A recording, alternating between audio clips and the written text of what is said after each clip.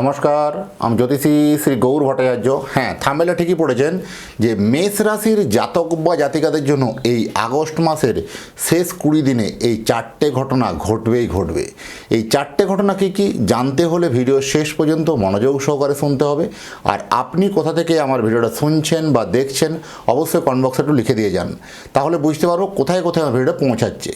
আর আমি জ্যোতিষী শ্রী গৌর ভট্টাচার্য, আমার চেম্বার হলো সারা ভারতবর্ষে একটাই চেম্বার।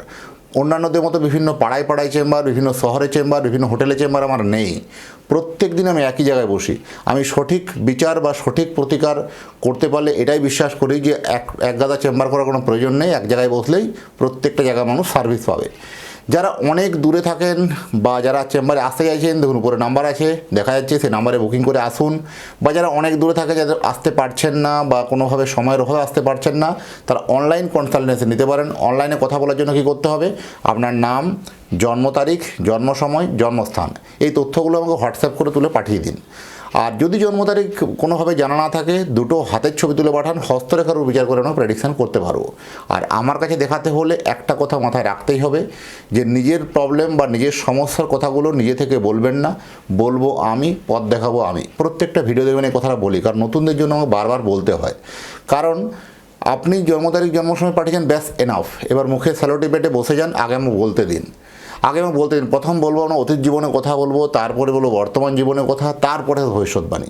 এই অতীতের কথাগুলো যখন আপনার কাছে মিলে যাবে, বর্তমানের কথাগুলো যখন আপনার মিলে যাবে, তারপরে ভবিষ্যৎবাণীর কথাগুলো মেনে চলবেন বা ইনস্ট্রাকশনগুলো আপনি ফলো করবেন। এইভাবেই প্রেডিকশন করতে ভালোবাসি। দীর্ঘ 2010 সাল থেকে একই প্রফেশনে যুক্ত আছি। আমার সম্বন্ধে আরও জানতে হলে গুগলে সার্চ করুন অ্যাস্ট্রোলজার গৌর ভট্টাচার্য, সেখানে আমার সমস্ত তথ্য জানতে পারবেন বা দেখতে পাবেন। এই মেষ রাশি জাতক বা জাতিকাদের জন্য এই যে 4টে ঘটনা ঘটবে এই লাস্ট 20 দিনের মধ্যে, তো মেষ রাশির আগে গ্রহগত সঞ্চারটা গ্রহগত পজিশনটা একটু বলে নিই। একাদশে আছে রাহু, আর দ্বাদশে আছে শনি, তৃতীয় স্থানে মঙ্গল, চতুর্থে আছে বুধ, চতুর্থে আছে বৃহস্পতি, আর পঞ্চমে আছে কেতু, ষষ্ঠে আছে শুক্র। এই গ্রহগত স্ট্রাকচার। এই শ্রাবণ মাসে আপনার জন্য একটা যেহেতু ভোলে বাবার মাস, এই মাস আপনার জন্য একটা কিন্তু আশীর্বাদ স্বরূপ কিন্তু আসছে। এই বিশেষ করে কর্মসংস্থান, আপনার কর্মসংস্থানের জায়গাতে বা কর্মের জায়গাতে কোথাও দেখুন একটা বারবার ধরে একটা হতাশা হওয়া বা ফেলিওর হয়ে যাওয়ার প্রবণতা ছিল, এবার কিন্তু সেই সাফল্যের জায়গা কিন্তু পৌঁছাবে। বা কর্মের ক্ষেত্রে যে আপনার সমস্যাটা ছিল, যে আপনার বিভিন্ন রকম আপনি যে কাজটার জন্য চেষ্টা করছিলেন সেই কাজটা হচ্ছিল না, বা আপনাকে জোর করে অন্য কোনো কাজ চাপিয়ে দেওয়া বা অন্য কোনো কাজ করতে বাধ্য করা, এরকম ধরনের যে সমস্যাগুলো ছিল কর্মক্ষেত্রে, যে টুকিটাকি যে প্রবলেমগুলো ছিল, সেটা কিন্তু আপনার কিন্তু কমতে শুরু করবে এবং সম্পূর্ণ মিটে যাবে। এরকমই ঘটনা কিন্তু এই সময়টা কিন্তু ঘটবে। প্লাস কর্মক্ষেত্রে যে আপনার মানসিক চাপ, মেন্টালি ডিপ্রেশনগুলো ছিল, সেটা অল্প হলেও কিন্তু কমতে শুরু করবে, অসুবিধা কিছু নেই। ভ্রমণ কিন্তু বাড়বে।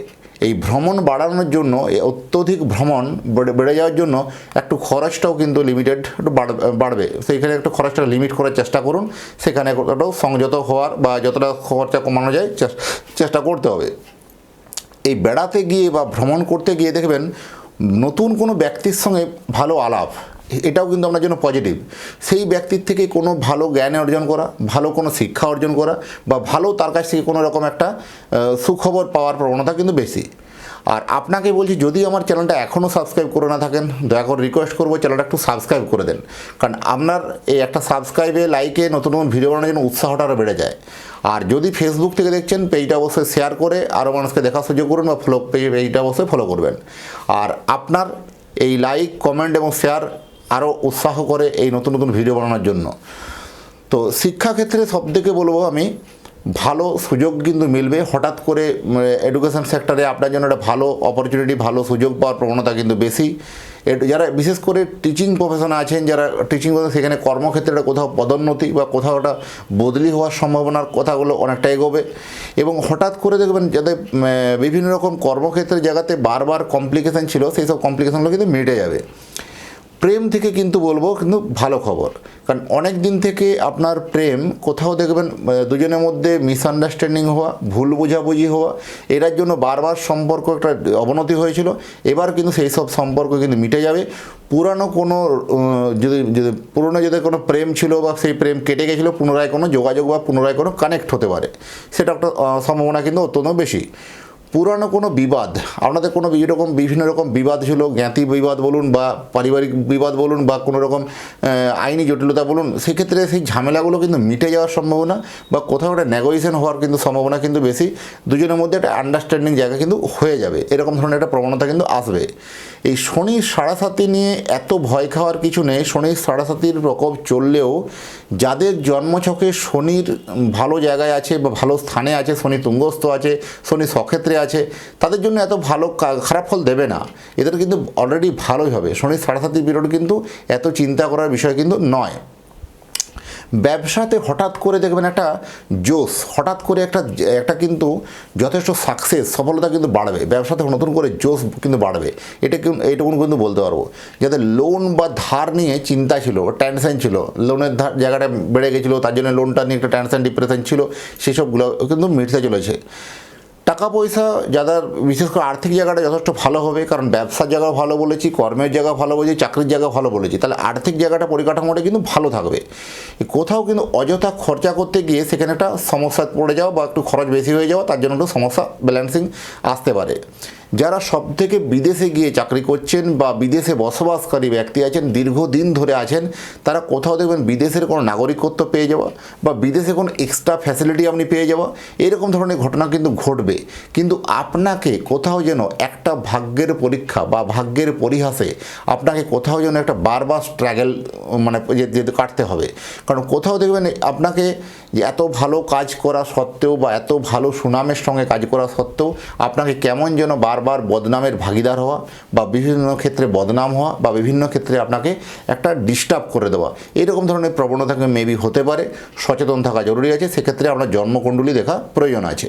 দাম্পত্য জীবন মোটের ওপর ভালো বলবো। দাম্পত্য জীবনে যে ভুল বোঝাবুঝি হওয়া ছিল বা মিসআন্ডারস্ট্যান্ডিং ছিল, সেগুলো কিন্তু মিটতে চলেছে, অসুবিধা সেরকম কিছু নেই। রাগ বা ক্রোধকে কিন্তু নিয়ন্ত্রণে রাখুন।